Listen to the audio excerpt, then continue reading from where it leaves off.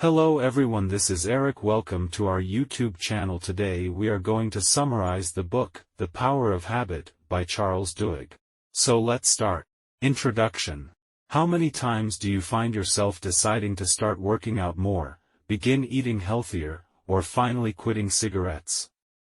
You become successful for a few days, weeks, maybe even months, but suddenly the craving for your former habit becomes so great that you succumb and you fall back into your old habits. It happens all the time, right? We find ourselves wanting to make a change, but we find it too hard to keep those changes long-term. If you find yourself nodding your head or agreeing with that statement, then you already know the power that habit has on your life. Throughout The Power of Habit, you'll find out just how you can break those bad habits and form new, positive ones. Through learning how the human brain influences our everyday decisions, you'll learn exactly how our habits control our actions as well as how they influence our society.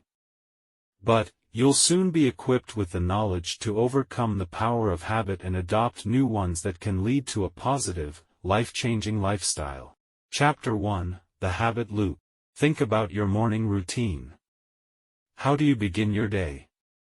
Perhaps you drag yourself out of bed at some ungodly hour, trudge yourself to the kitchen, grab the coffee pot, and start filling it with water. Do you ever stop to ask yourself, what do I do next? No, of course not. That's because your brain has formed a habit that allows you to act like a robot to get things done. So, you immediately pour the water into the coffee maker, place the pot, pour the coffee grounds into the filter, and hit the on button.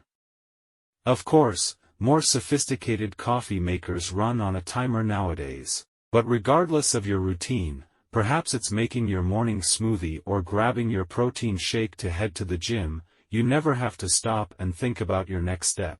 While that coffee is what makes a lot of us get out of bed in the morning, how does our brain allow us to make that coffee without even thinking? Some of us are probably still half asleep. The answer is that our habits are wired in the primal region of our brain near the spinal cord within a structure called the basal ganglia. To understand how this area helps us form habits, let's take a look at the group of MIT researchers who studied the activity of mice. Placed inside of a T-shaped maze, the mice had to find their way to a piece of chocolate placed at the end of the maze. Additionally, researchers tracked the brain activity of the mice as they made their way to the chocolate. Eventually, the mice learned to memorize how to get to the chocolate by entering the maze and turning left. As they learned this, their brain activity decreased. This process of turning a sequence of actions into an automatic routine is called chunking, and has an evolutionary role that allows our brain to save energy and perform our everyday tasks more efficiently. Every habit can be broken down into 3 parts called the habit loop. A habit first begins with a cue, or a signal that triggers the habit. Let's say it's your alarm clock ringing that triggers your brain to determine which steps to take next. Then comes the routine, which is just the set of actions you take. So that's when making coffee on autopilot comes in. Your routine becomes getting out of bed and walking to the kitchen to begin setting up your coffee pot. Finally, you get the reward, sipping that hot cup of delicious coffee which allows you to wake up and continue your day. Once you enjoy the reward, your brain activity begins to increase again and reinforces the link between the cue and routine. According to Duhigg, habits are the choices that all of us deliberately make at some point, and then stop thinking about but continue doing, often every day. So when you think about it, how many of your daily decisions are based on habit? If you remember, habits are automatic, so a better question might be, how many decisions do you make without even thinking about it?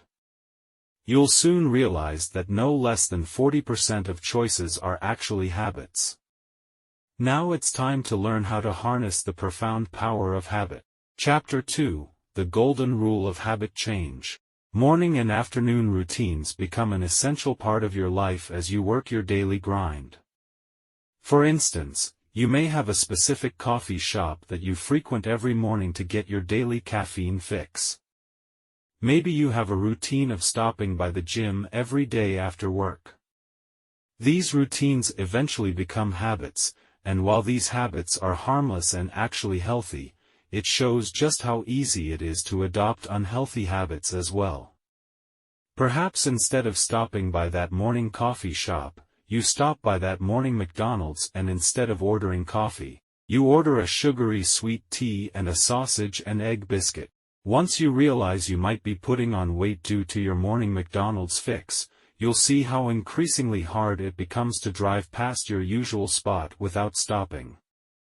You might find yourself stopping, just this last time, or driving past and becoming grumpy for the rest of the day. Kicking a bad habit is hard because of the craving you develop for the reward at the end of the habit loop. Each morning you crave that rush of sugar as you sip that sweet tea and that savory sausage biscuit that sticks to your gut. So to conquer bad habits, the habit loop must be adapted. Duhigg discusses the case of Ray, the owner of Sea on the Range, a surf and turf restaurant. What was once a successful business is now a dwindling business because of the habits of Ray and his employees. Working close to 80 hours a week, Ray has picked up a drinking habit where he indulges in a double whiskey at the end of a long day to take the edge off. While he's not an alcoholic, he finds himself craving his drink earlier and earlier in the day.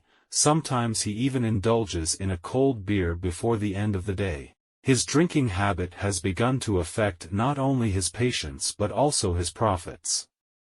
When Ray indulges in a drink or two, he finds himself becoming less and less patient with his employees who tend to ignore customers looking for a drink refill. His short fuse has caused Ray to scream at employees in front of customers and has contributed to his inability to keep good workers. It's clear that Ray needs to change his habits to turn his business around. An essential part of changing your habit is identifying each element of the habit loop. For instance, Ray was able to specify the cue, which was the end of a stressful day. The craving became the burn of the whiskey, the routine was sipping his double whiskey, and the reward was the relaxation he felt after indulging in his drink. This leads to what Duhigg considers the golden rule of habit change. Don't change the cue or reward, change the routine. The craving then must also change. Just a small change in the habit loop can have a life-changing impact. So, how can Ray change his routine to stop his drinking habit? Well, Ray is one of the lucky ones to own a $25,000 pool in his backyard. So instead of craving the burn of the whiskey, Ray can begin to crave the smell of chlorine and the feeling of the water washing away the sweat of a long day. Replace his sips of whiskey with laps in the pool, and Ray can replace his drinking habit with swimming after a long day of work. This is why programs like Alcoholics Anonymous are so successful. Rather than relieving stress at the bar, participants relieve their stress by attending meetings and venting or commiserating with other members of the program.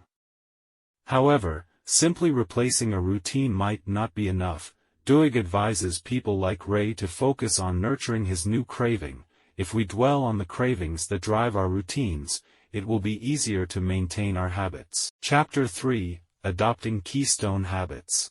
Change can be scary and can be met with skepticism by those who fear to change the most. If you work at a major company, you know how scary it can be to implement new policies and change the direction of the company.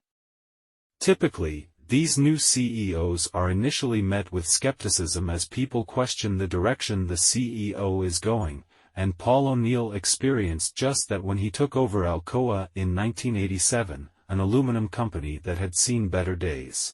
You can imagine the response O'Neill received when delivering the news that he would no longer be focusing on profit and revenue. Instead, he would make workplace safety his #1 priority. Investors began to question O'Neill's credibility. One even went so far as to immediately call up a client and say, "The board put a crazy hippie in charge and he's going to kill the company." Stakeholders and shareholders were not on board and did not like his approach, but O'Neill knew the importance of changing the habits of the company, and he set out to do just that. He also recognized that some habits are more important than others, and these habits are what Duhigg considers keystone habits. Keystone habits suggest that we don't necessarily have to change every single thing. Instead, we can focus on one or two priorities that lead to success. These few priorities begin to act as small wins, which then spill over to other areas and create more small wins. Prioritizing just one or two keystone habits can begin a domino effect of positive change within a company. O'Neill chose to prioritize worker safety, which forced managers and employees to think about how to make the manufacturing process safer and determine how to communicate these safety suggestions. The result would be a productive, profitable organization. By suggesting employees focus on one keystone habit, O'Neill recognized how disrupting habits around one thing would spread positive change throughout the rest of the company. So how did O'Neill's changes affect the company? Well, would we be mentioning it if it weren't a success? Of course not. Despite their initial doubts, O'Neill's approach became a huge success. After his retirement in 2000, Alcoa's annual net income had become 5 times greater since O'Neill took over. But changing keystone habits can be implemented by individuals as well, not just giant corporations. For instance, Michael Phelps, the Olympic gold medalist swimmer, adopted visualization and calming techniques as his keystone habits. He believes his ability to visualize his success and calm his nerves is what made him stand out above the rest. Additionally, research suggests that developing keystone habits when trying to lose weight can become critical for adopting healthy habits. Focusing on just one habit like keeping a food journal can become a small win that acts as a domino effect for other small wins to take root. These small wins can lead to big, positive lifestyle changes.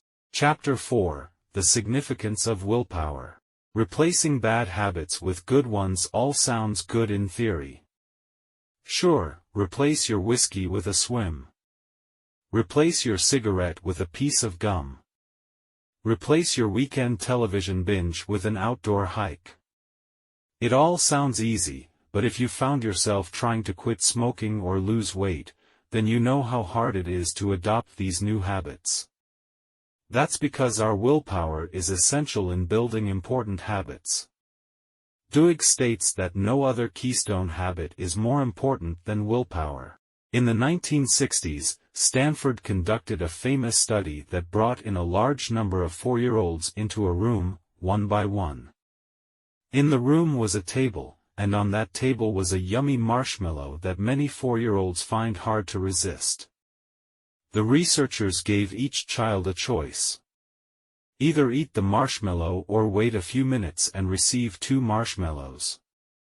The researcher then left the room for 15 minutes. It turns out that only about 30% of the children managed to withstand the craving of eating that tiny delicious marshmallow. The most significant part of the study came years later when researchers tracked down each participant, who were now adults, and found that those who exhibited willpower and waited the full 15 minutes ended up having the best grades in school, were more popular on average, and were less likely to develop bad habits like drug addiction. Additionally, more studies have found similar findings. For instance, a 2005 study of 8th graders revealed that those who exhibited high levels of willpower had better grades and were more likely to get into highly selective schools. But willpower isn't something that we are born with, rather willpower is an ability. With time and practice, we can train and harden our will. Researchers from Case Western Reserve University conducted a study that asked participants to refrain from eating a cookie, while others were not. However, those that refrained found themselves later struggling to focus on completing a puzzle, showing that their willpower was exhausted. But like anything, practice makes perfect, and you can strengthen your willpower over time. For instance, The major company of Starbucks found that many of their employees had the willpower to put a smile on their face and be kind to their customers. However, once a stressful situation occurred, such as a customer yelling and complaining, most of their willpower became drained and they would soon lose their ability to smile and stay kind. After some research, Starbucks executives determined that employees were more likely to keep their cool if they were mentally prepared to handle unruly customers and stressful situations. To help their employees, they developed the properly named latte method, which outlines a series of steps to take when employees find themselves in a stressful situation. Listen to the customer, acknowledge the complaint, take action, thank the customer, and explain why the situation occurred. By practicing this method, Starbucks baristas learned exactly how to approach stressful situations and became more likely to keep their willpower and cool during these situations. The latte method can be adopted into your everyday life as well, maybe not exactly, but it certainly can be used as a guide to creating your own method. For instance, Duhigg discusses an example of hip replacement patients who would have to undergo painful exercises to recover from surgery. Patients who wrote down their plans on how they would overcome these obstacles were much more likely to conquer the obstacles. So while they didn't quite use the latte method, they set a plan and mentally prepared them for painful scenarios. Chapter 5: The Significance of Belief. Why is it that individually it becomes harder to form a new habit? Going to the gym after work might be much harder to do by yourself, but it becomes much easier when you incorporate a gym buddy. If you've ever worked in an environment where new policies are implemented, you will realize how much easier those policies are implemented when everyone is on board. If there's opposition, or someone holding you back, then trying to adopt a new habit becomes much harder. Well, that's because Duhigg introduces another ingredient that is necessary for forming new habits. That ingredient is belief.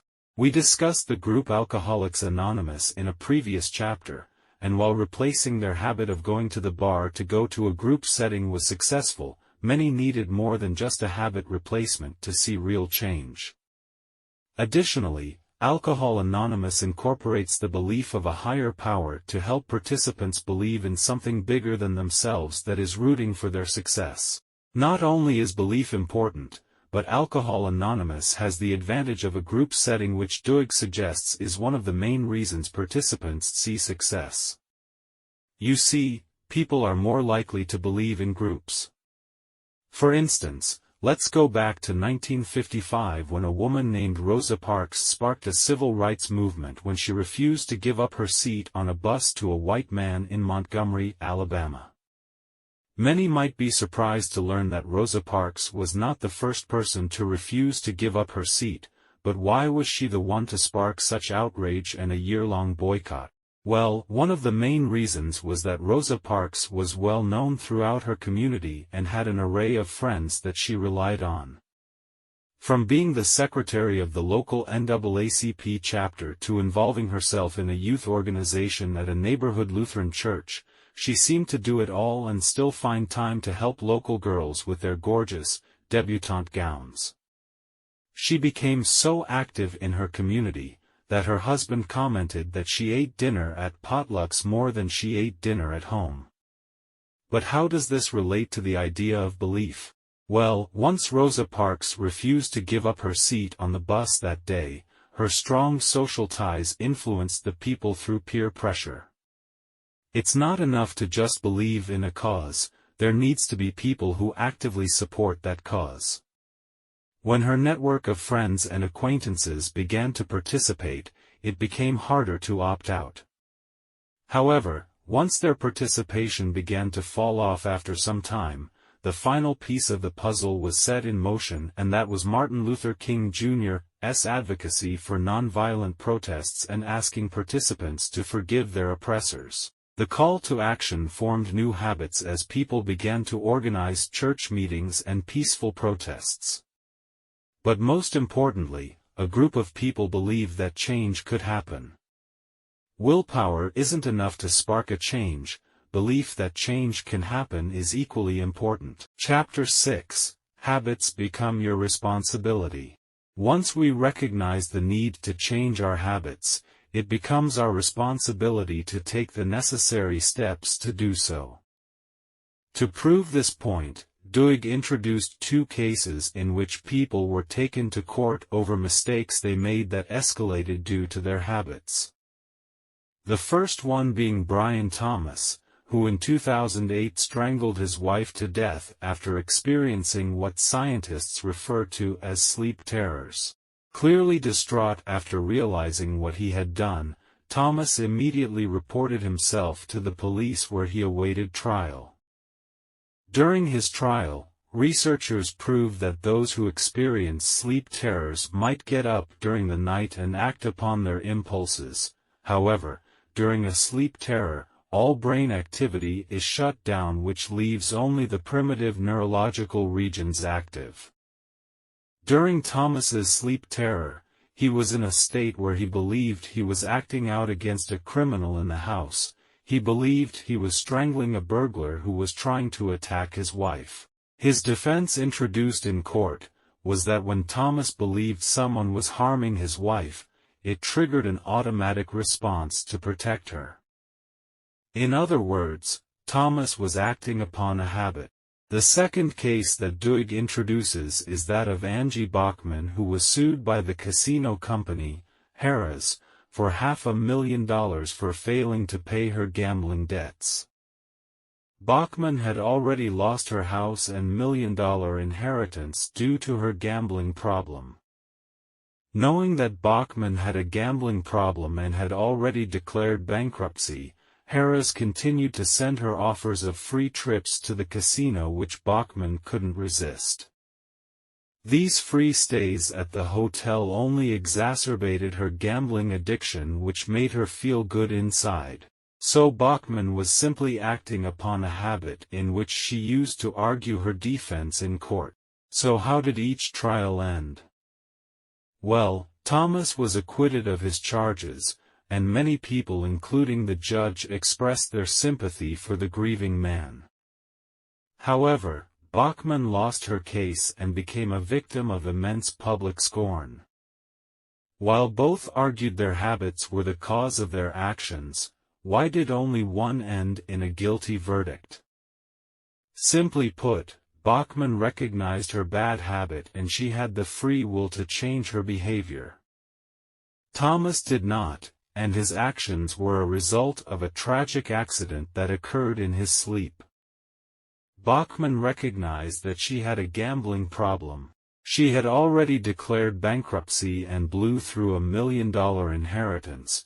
She could have simply opted out of Harrah's program that sends their customers upcoming deals.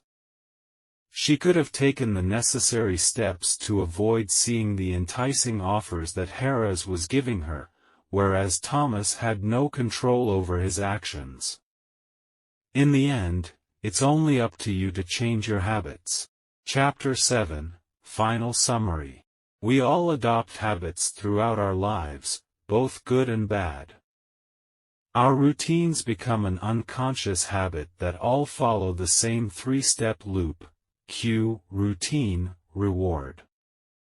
As we continue to crave the desired reward, it becomes harder and harder to break a bad habit. However, the key to changing your habits is to change your routine, but keep the cue and reward the same. Of course, it's not as easy as adopting a routine, so developing keystone habits becomes critical for success. Keystone habits like willpower can be practiced as you continue to withhold the desire to practice your bad habits. As you strengthen your willpower, you become more successful at adopting habits that lead to a successful, positive lifestyle. Thanks for listening to our audiobook. If you like it, please like and subscribe to our YouTube channel.